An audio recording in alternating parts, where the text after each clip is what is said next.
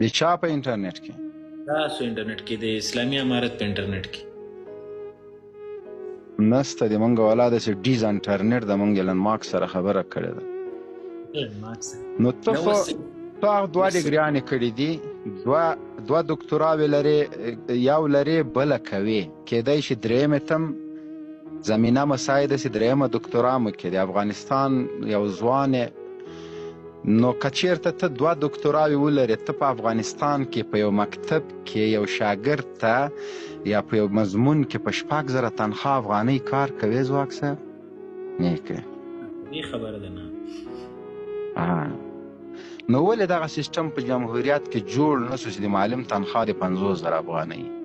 اقتصادي وضع مو ښه نه وه، څه چاله؟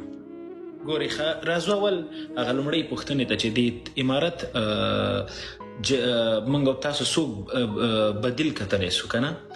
ګورې یوه خبره درته وکړم، کله چې جمهوریت و نو د هغه وخت کې که دغه پوښتنه د دې ولس نه چا کړی وی لکه زما غوندې یو انسان نه چې د جمهوریت دپاره ته بل بدیل داسې کسان شته یا داسې یو ټیم تاسو پیژنئ یا داسې خلک داسې څوک شته چې تاسو د دې پر ځای بدیل راولئ او دلته یې حاکمان کړي؟ دغه پوښتنه هغه وخت کې هم چا نشوی ځوابولی. هغه وخت کې هم خلکو د چیپ خبره درته کوله، د اصلاح او د تصحیح خبره درته کوله چې مثلا اصلاحات باید رامنځته سي، غله باید لرې سي، حق حقدار ته ورکول سي.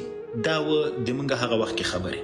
هغه وخت کې موږ دا نه ویل چې جمهوریت د له منځه لاړ سي. جمهوریت دی خو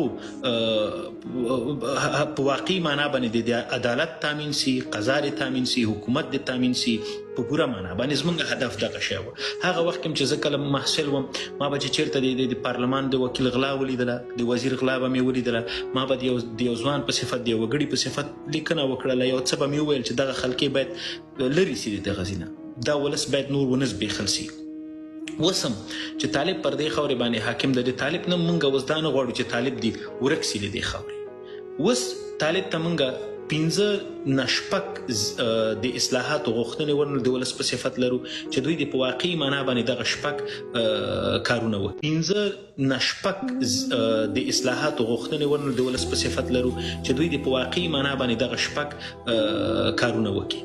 لومړی خپلواکي د ګاونډیو په مقابل کې باید د ښکاره دی ولس ته وایي. خپل امیر المؤمنین باید راسي ولس ته مخ ښکاره کړي او دغسې وایي چې وروره د موږ دغه دریځ ده، دا د پنجاب سره او دا د ایران سره او دا مو د ګاونډیو سره.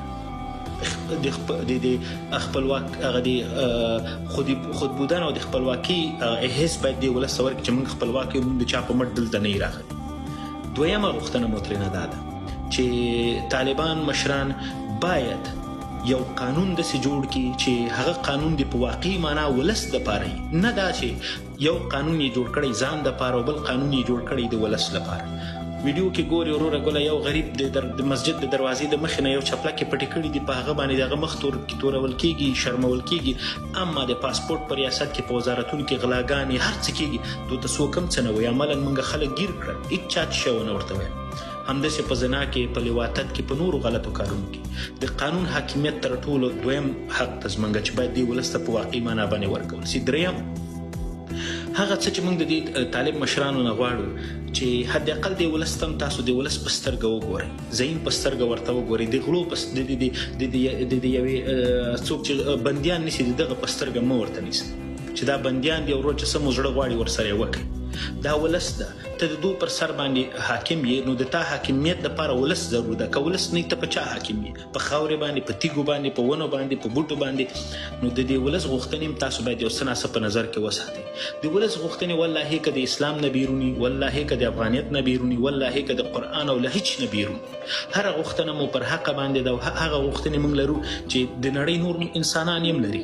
هغه کې موږ د نجونو پر مخ د ښوونځیو د تعلیم خبره ده، د علم خبره ده، او په څنګ کې د موږ هغه نور مهم ارزښتونه چې دي هغو ته په واقعي معنا باندې وګورئ چې دا زما د وطن ارزښتونه دي.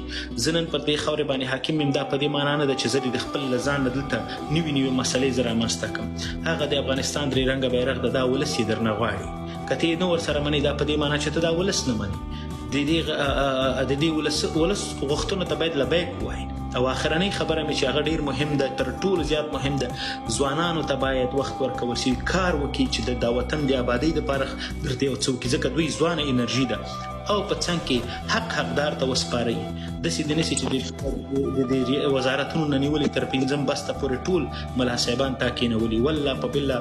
او نور قومونو ته، نور قومونه وګوره، واقعي معنا باندې نور قومونه موږ د طالب مشرانو نه خفه دي. زه دا نه وایم چې یو 2 تنه د هزاره ازبک نه تا راوسي دا د ټولو ازبکو د تاجکو نمایندګي کوي، نه کوي. دا اوس د موږ د تاجک ورونه ډېر تعلیم یافته ځوانان مشران موږ لرو، هغوی په کور دي، همداسې پښتانه، همداسې هزاره، همداسې ازبک. دا ټول باید مد نظر ولرو. که ته په ګیر راغللې او دا د الوګانو زور دی ولید پاس زلې داسې زر به چغې وهې چې زنده باد امارت اسلامي. پوه شوې؟ دا لکه جنرال صاحب هغه خبرې خو په خپل ځای ټولې هغه به سره منو، خو زه چې راغلم تاسې زیرزمینۍ کې هغه د شکنجې لاندې نیولی او ما دا بدن پر پیدو شو. مونږ خو تعلیم نه بغیر چی نه ګوره کنه ته اوس دلته دی او شاید په صفات ته ماته بیا کیس جوړی، زه بیا په دې کیس کې لاړ شم. زه نه وم وروره، خدای ته وګوره، بل څوک نور خلکو. نه خپله نه وې عسکر ول عسکر. نو ما څه عسکر درلوده؟ زه خو یو دکاندار سړی یم، کابل ته راغلم، انجینر سره به کته پورته قسم وکړم. زما هغه د یو عسکر نوم دی ما یاد دی، تا به ویلې چې مه کوه ولی سکنه تا خدای بیخ شین که عمرم باور در باندې بالا نور یو ساسي اعتبار مې پیدا کړو که وطن ته لاړو مبین ته جنرال مبین ته به زنګ وچر سره راغلی چې اول ما ته په دې خدای دې ما په ګوتو مه راکړه. یو شی دا ویشېدلي جوارو ټانټې نه دي، هغه چې وګورې اوف اوه ده سره کسان دي ځواک صاحب تا نه دي لیدلي. ته دا سوچ که ته د کمپیوټر یو انجینر د شپې 11 بجې ویسه او هغه 2 دانې کسان چې ما پسې راغلي وو داسې ببر والا کمال لیدلي وروره دا چې څوک در پسې راغلي دي. خو دا به هر حال افغانستان کې ډېر هغه سوي دي، زیاتی سوی ده. مهمه دا نه ده چې چا کړي دي، خلک ځورېدلي کړېدلي دي. مهمه انسانیت ده، موږ باید تغییر وکړو. تغییر ډېر اړین دی. دا اوس د کچالو دا څومره د کچالو هغه شیان رالیږي، خدایم بیخ که زه نه یم جنرال صاحب. ښه ده چې ته محکمې ته نه تللی، په خدای چې که تا په ما شاهدي ویلی او د ما بیخ دې ویسته را باندې. زه تښتېدلی وم، نور لیونی وم هغلته مې شپې کولې. تښتېدلی وې مقصد چې که دا ورې راسې کچالو مچالو نسته وروره، هېڅ مشکل نسته. خبره کومه دغه وزارت مخابرات کې ما وظیفه وه جنرال صاحب،